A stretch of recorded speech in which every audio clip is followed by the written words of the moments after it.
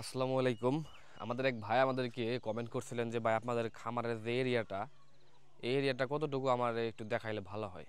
মানে সে কয়েকটা ভিডিওতে কমেন্ট করছে সে আমাদের খামারের এরিয়াটাকে দেখার জন্য। তো আমরা সে চেষ্টা করব আমাদের খামারের আশেপাশে যে এরিয়াটুকু আছে, মানে যেটুকু জায়গা আছে আমাদের কাছে খামার করার জন্য, সেই জায়গাটুকু আজকে আপনাদের সাথে শেয়ার করার জন্য। তো দেখতে থাকুন, ইনশাল্লাহ আমরা দেখাইতেছি। আমাদের হচ্ছে প্রথমত আমাদের এইখান থেকে শুরু করে, এই কর্নার থেকে শুরু করে হচ্ছে আপনার এই সাইডে এই গাছের এইখান থেকে শুরু করে এটুকু পুরোটা আমি যেটাই দাঁড়িয়ে রয়েছি, এইখান থেকে পুরোটা হচ্ছে আমরা চাইলে খামার করতে পারবো। এইখান থেকে হচ্ছে আপনার এই বরাবর আমাদের এই খামারের এই সাইড বরাবর এখান থেকে এই লেভেল করে আপনার বাড়িতে ওই ভেতর পর্যন্ত, একদম ভেতর পর্যন্ত তবে খামার করা যাবে না, আমরা কি এইটুকু করতে পারবো। আমাদের কাছে এখানে জায়গা আছে, আমরা এখানের ভিতরে চাইলে যে কোনো কিছু, মানে যে কোনো খামার করার আমরা চেষ্টা বা ট্রাই করলে করতে পারবো। আর এই জায়গাটা এখন বর্তমানে খালি পড়ে, সেখানে দাঁড়া গাছ বুনে রাখছে, এখানে কিছু শাকসবজি বোনা হয়েছিল। ওই জায়গায় আমরা হচ্ছে কবুতরের খোপটা বহাইছি। আমাদের খামারটা যে জায়গায় আমরা, মানে মেন জায়গা যেটা, যে জায়গায় বর্তমানে চলতেছে সেটা হচ্ছে এই সাইডে।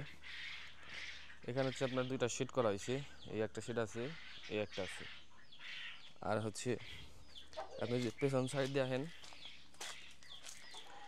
পেছন সাইড দিয়ে বরাবর ওই তাল গাছ পর্যন্ত, ওই তাল গাছ দেখা যেতেছে, মানে এই বরাবর এই সাইড বরাবর ওই তাল গাছ পর্যন্ত, এই খুঁটি বরাবর, এই খুঁটি বরাবর ওই তাল গাছটা একটু এদিকে আইব, ওই পর্যন্ত আমাদের কাছে জায়গার আছে, সীমানা আছে আর কি।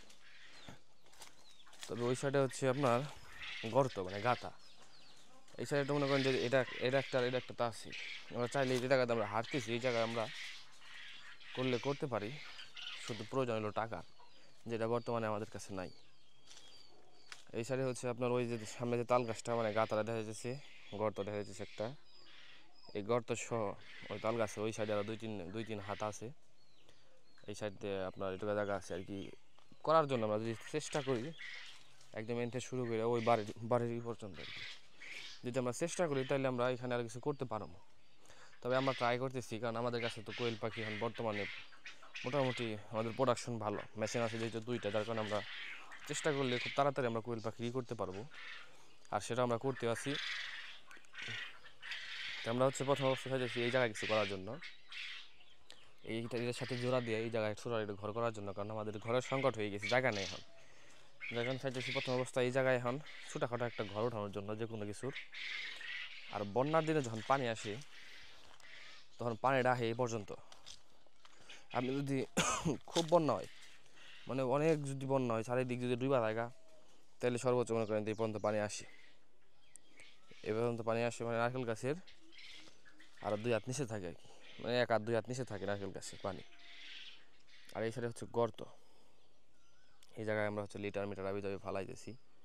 এই সাইডে একটু জায়গা আছে, তবে জায়গায় ডালও জায়গা। এই গাতাটা ভরার পরে আমরা হচ্ছে চিন্তা ভাবনা করতেছি এইটুকার ভিতরে কিছু করবো, ছোটোখাটো একটা ঘর উঠানো কোয়েল পাখির জন্য আর কি। আমরা চাইতেছি এই একটা শেড শুধু কোয়েল পাখির জন্য থাকবো, ওই শেডটা আমরা গরুর জন্য বানাবো। আর ওই শেডের ভিতরে গরু নাই, গরু 2টা ছিল, সেগুলো আমরা বিক্রি করে দিছি কোনো একটা কারণে। তো আর কি এইটুকাই আর কি বর্তমানে আমাদের কাছে আছে জায়গা, যেটুকুর ভিতরে আমরা চাইলে টুকটাক কিছু করতে পারবো। টুকটাক কিছু করার একটা জায়গা যেটুকু প্রয়োজন সেটুকু আমাদের কাছে আছে, এবং আমরা চেষ্টা করতেছি কিছু করার জন্য এখান দিয়ে।